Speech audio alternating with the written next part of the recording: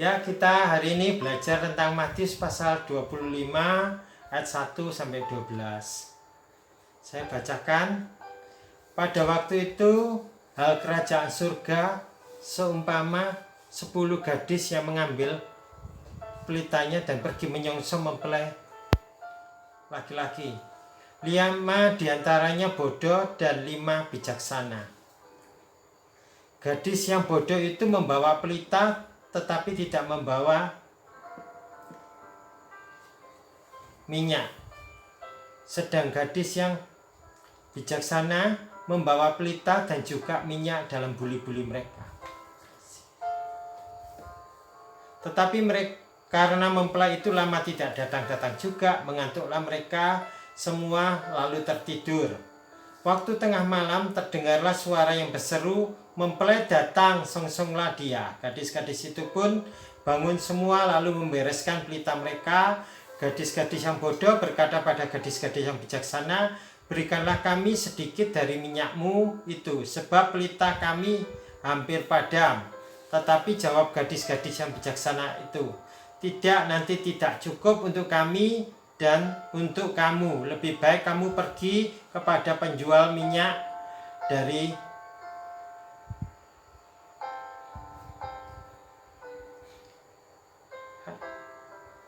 minyak dan beli di situ." Akan tetapi waktu mereka sedang pergi untuk membelinya, datanglah mempelai itu, dan mereka yang telah siap sedia masuk bersama-sama dengan dia ke ruang perjamuan kawin, lalu pintu ditutup. Kemudian datang juga gadis-gadis yang lain itu dan berkata, "Tuhan, Tuhan, bukakanlah kami pintu." Tetapi ia menjawab, "Aku berkata kepadamu, sesungguhnya aku tidak mengenal kamu." Ya, ini firman ini sering kita dengar dan sering diulas banyak hamba Tuhan. Tapi saya ambil judulnya di ayat 2. Ayat 2 judulnya 5 diantaranya bodoh. Kalau 5 diantaranya bodoh, harusnya 5 satunya pintar, bukan bijaksana. Ya, tapi ayat ini dikatakan 5 diantaranya bodoh, 5 bijak. Kalau kita lihat, ini kontradiksi yang tidak bisa. Harusnya bodoh itu lawannya pintar. Kenapa Tuhan pakai ayat ini 5 gadis bijak? Hari ini kita belajar sesuatu yang menarik. Kenapa demikian?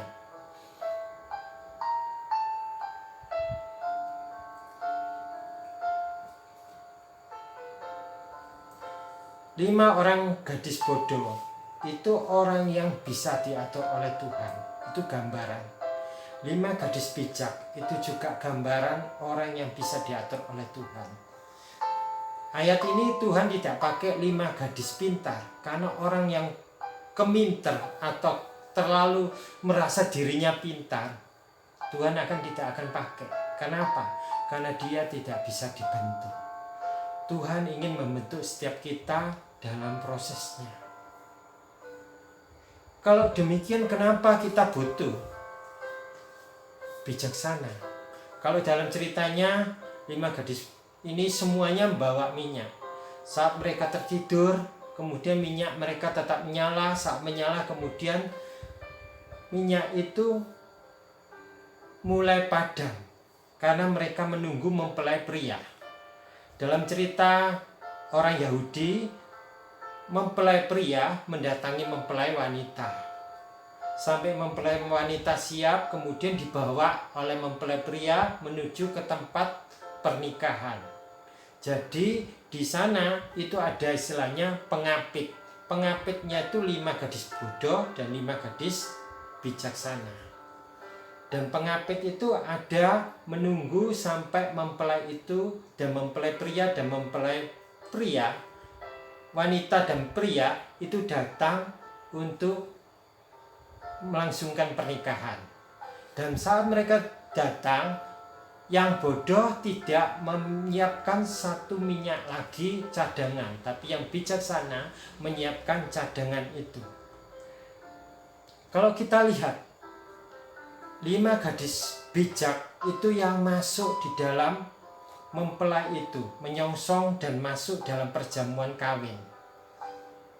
Di Alkitab ada 7 tokoh yang termasuk punya karunia bijaksana. Satu namanya Yusuf, kedua Yosua, ketiga Salomo, keempat Daniel, Hasanya, Misael dan Asarya. Ya. Yusuf itu di dalam Kejadian 41 ayat 38 dan 39. Saat itu Raja Firaun bilang, siapa yang bisa lebih bijaksana yang mengatur itu semua?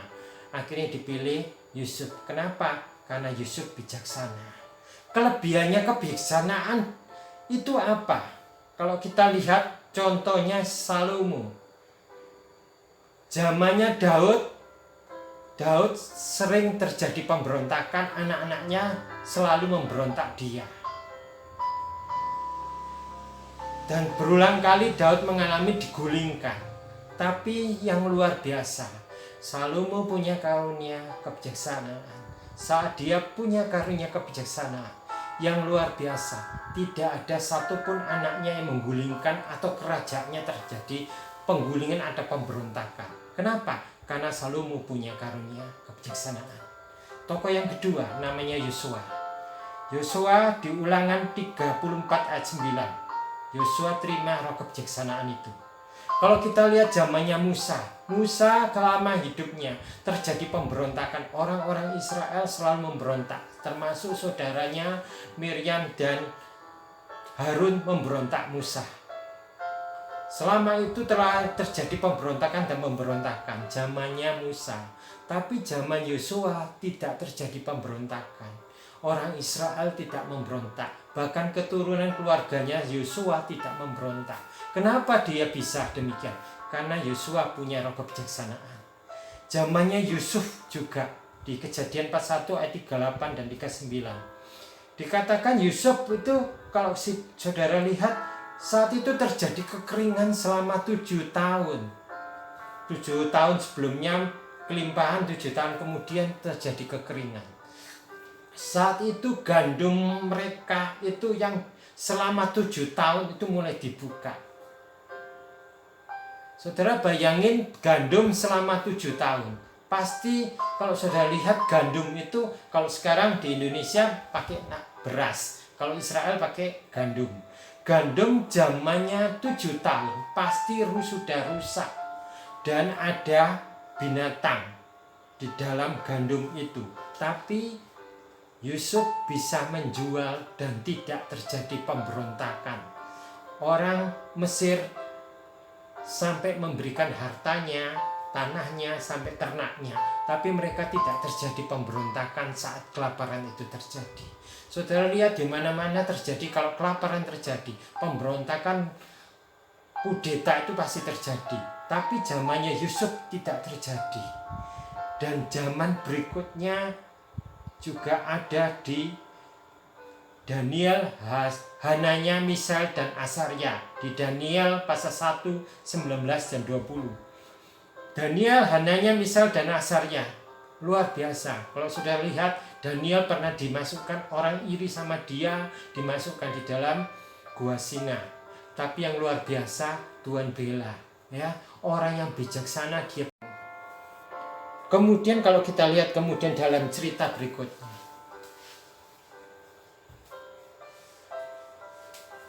di dalam Matius 25 yang tadi dikatakan,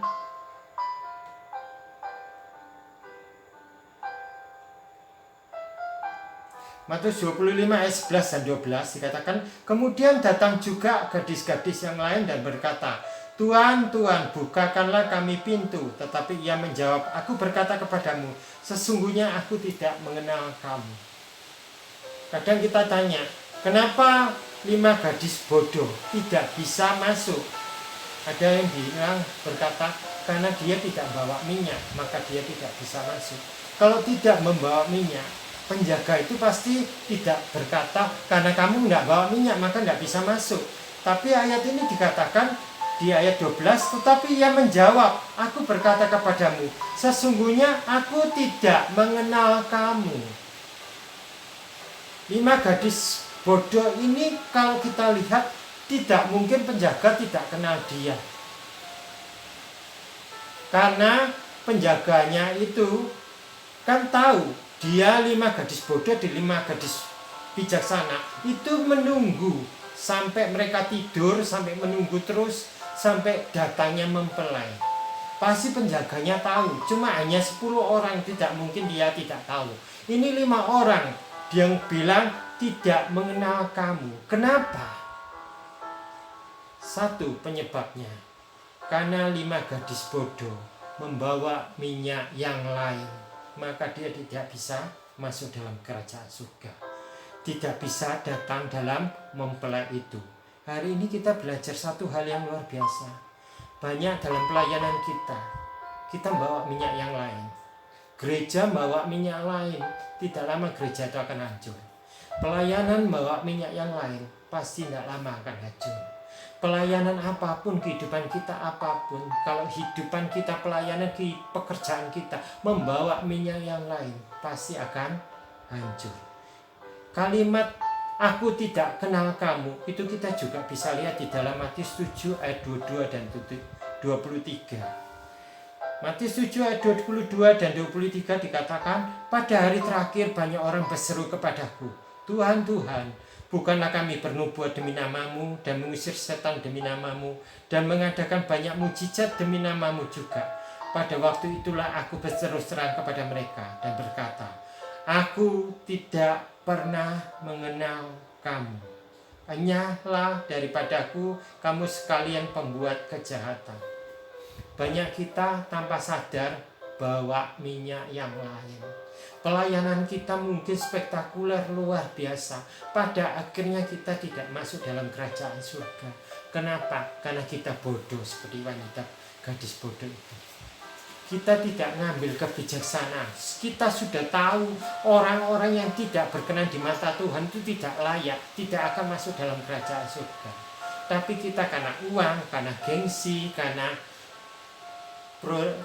jabatan, karena banyak hal, kecemburuan, iri hati, kejahatan apapun, itu membuat kita tuh jatuh dalam dosa.